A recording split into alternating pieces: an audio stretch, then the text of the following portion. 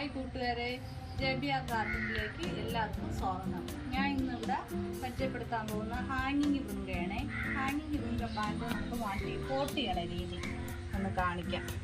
പറയാമേ, pot ചെയ്യാൻ വേണ്ട സാധനങ്ങൾ എന്തൊക്കെയാണെന്ന് ഞാൻ ഇന്നിവിടെ പറയാമേ. ഞാൻ ഇവിടെ മണ്ണെടുത്തിട്ടുണ്ട്, സാധാ മണ്ണ്. നനഞ്ഞ് മഴ ആയതുകൊണ്ടാണ് ചെറിയ നനവുണ്ട്. മണ്ണ്, മണൽ, അല്പ ചാണകപ്പൊടി കുറച്ച് മതിയേ. അല്പം ചാണകപ്പൊടി, നമുക്ക് വേപ്പും പിണ്ണാക്ക് ഒരല്പം വേണം, എല്ലുപൊടി ഒരല്പം സാഫ് കൂടെ വെച്ചിട്ടുണ്ടേ. ഇത്രയും മതിയെ നമുക്ക് പോട്ട് ചെയ്യാൻ വേണ്ടിയിട്ട്. ആ ഒരു പോട്ട് നമുക്ക് ഹാങ്ങിങ് ആയിട്ട് ഇടാനാണേ. അപ്പം നമുക്ക് വെയിറ്റ് കുറയ്ക്കാൻ വേണ്ടി ഞാൻ കുറച്ച് കരിക്കട്ട പീസ് ഇതെടുത്തിട്ടുണ്ട്. കുറച്ച് ഇതിലോട്ട് നമ്മൾ ഈ വെച്ചേക്കണ മണ്ണും എല്ലാം കൂടെ ഒന്ന് മിക്സ് ചെയ്തിട്ട്, ചാണകപ്പൊടി കുറച്ച് മതിയേ. നമുക്ക് ഈ നനവൊക്കെ ആയതുകൊണ്ട് ചാണകപ്പൊടി ഒരുപാട് ഇടുമ്പോൾ നമ്മളേന്ന് പോകണം. എന്തെങ്കിലും ജൈവ വളം വേറെ എന്തെങ്കിലും കയ്യിൽ ഇരിപ്പുണ്ടെങ്കിൽ അത് ചേർത്താലും മതി, ചാണകമില്ലാത്തവരെ. അതാണ് കൂടുതൽ നല്ലത്. ഒരു ചെടി പെട്ടെന്ന് ചീഞ്ഞു പോകണം, ഒരുപാട് ചെടി പെട്ടെന്ന് നശിച്ചു പോകണം. അതുകൊണ്ടാണ് ഞാൻ അങ്ങനെ പറയണം. പക്ഷെ ചാണകം ഇട്ടാൽ ചാണകവും നല്ലതാണ്, ചെടി നല്ല ബുഷായിട്ട് വരും ചാണകം ഇടുമ്പോൾ. അതുകൊണ്ടാണ് ഒരല്പം ചേർത്തിട്ടുള്ളത്. ചെടി നമുക്ക് നട്ട് ചെടി നന്നായിട്ടൊന്ന് വളർന്നതിന് ശേഷം നമുക്ക് വേറുള്ള വളങ്ങൾ ചേർത്ത് കൊടുക്കാം.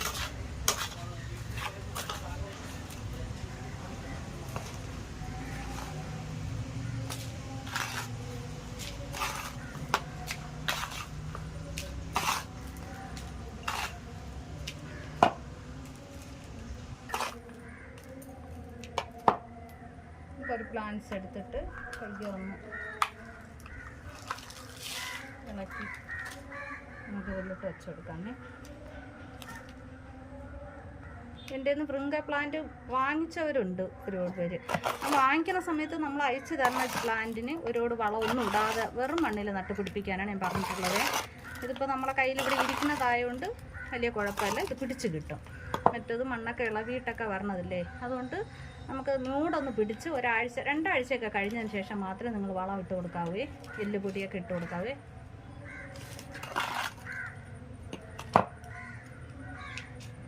ഇത്രയേ ഉള്ളൂ. ഇത് പോട്ടെ. ഇത് ഒരാഴ്ച തണലത്ത് തന്നെ വയ്ക്കണം. അത് കഴിഞ്ഞിട്ട് നമുക്ക് വെയിലുള്ളിടത്തോട്ട് ഹാങ് ചെയ്തിടാവൂ. നമ്മൾ വളമൊക്കെ ചേർത്തുകൊണ്ട് കുറച്ച് ദിവസം കഴിയുമ്പോൾ തന്നെ, ഒരു രണ്ടാഴ്ചയൊക്കെ ആകുമ്പോൾ തന്നെ നിറയെ ഫ്ലവർ ആവാൻ തുടങ്ങും. ഇനി ഞാൻ ഇതിൻ്റെ ഒരു പ്ലാന്റ് കട്ട് ചെയ്ത് വയ്ക്കണം, പിടിപ്പിക്കുന്ന രീതിയും കൂടെ ഞാൻ ഒന്ന് കാണിച്ചു തരാം. ഒരു കട്ടിങ് എടുക്കാം. ഇങ്ങനെ ഇതുപോലത്തെ നല്ലൊരു കട്ടിങ് നോക്കിയിട്ട് ഒന്ന് കട്ട് ചെയ്തെടുക്കണം. നമുക്ക് മഴയൊക്കെയാണ്, നമുക്ക് ചീഞ്ഞു പോകുന്നുണ്ട്. അതുകൊണ്ട് ഒരു മദർ പ്ലാന്റ് നിൽക്കുക തന്നെ നമുക്ക് അടുത്ത് നല്ലൊരു പ്ലാന്റ് വീണ്ടും ആക്കി വയ്ക്കണം. അതുകൊണ്ട് ഒരു പ്ലാന്റ് ഇങ്ങനെ കട്ട് ചെയ്തെടുത്തിട്ട് വെറും മണൽ, ഞാൻ ഇവിടെ മണലാണ് എടുത്തിട്ടുള്ളത്. മണലില്ലെങ്കിൽ വെറും ഒരു വളവും ഇല്ലാത്ത മണ്ണായാലും മതി, അതിലോട്ടായാലും നമുക്ക് വെച്ച് പിടിപ്പിക്കാം. ഇത് നട്ട് ഷെയ്ഡിലോട്ട് വെച്ച് കൊടുക്കണം. ഒരല്പം വെള്ളം കൂടെ ഒഴിച്ചിട്ട് സ്പ്രേ ചെയ്ത് ഷെയ്ഡിൽ വെച്ച് കൊടുക്കാമേ.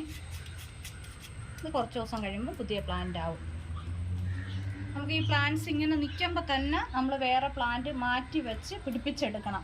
ഇല്ലെന്നുണ്ടെങ്കിൽ ഇത് പെട്ടെന്നായിരിക്കും നമുക്ക് പെറ്റൂണിയൊക്കെ പോകുന്നത് കണക്ക് ഇത് പെട്ടെന്ന് അങ്ങ് വാടി പോണ ഒരിതുണ്ട്. അതുകൊണ്ട് മദർ പ്ലാന്റ് നല്ലതായിട്ട് ഹെൽത്തി ആയിട്ട് നിൽക്കുമ്പോൾ തന്നെ നമ്മളത് അടുത്തത് മാറ്റി വെച്ച് പിടിപ്പിക്കണം. 2-3 പ്ലാന്റ് മാറ്റി പിടിപ്പിക്കണം. അഥവാ മദർ പ്ലാന്റ് നമ്മളതിൽ നിന്ന് പോയാലും നമുക്ക് അടുത്ത പ്ലാന്റ് ഉണ്ടല്ലോ, അത് വെച്ച് പിടിപ്പിക്കുക. ഇത് ഷെയ്ഡിൽ വെച്ചിരുന്നാൽ മതി. ഈ മഴ സമയം ആയതുകൊണ്ട് നമ്മളൊന്ന് സൂക്ഷിക്കണം. ഇടയ്ക്ക് ഒരാഴ്ച കൂടുമ്പോൾ 2 ആഴ്ച കൂടുമ്പോൾ സാഫ് എന്ന ഫംഗിസൈഡ് സ്പ്രേ ചെയ്ത് കൊടുക്കണം. 1 ലിറ്റർ വെള്ളത്തിൽ 1/2 സ്പൂണ് സാഫ് എടുത്താൽ മതി. അതൊന്ന് മൂട്ടിലും അതിൻ്റെ ചുവട്ടിലും എല്ലാം ഇലയിലും എല്ലാം ഒന്ന് സ്പ്രേ ചെയ്ത് കൊടുക്കണം. വീഡിയോ എല്ലാവർക്കും ഇഷ്ടപ്പെട്ടെന്ന് വിചാരിക്കുന്നു.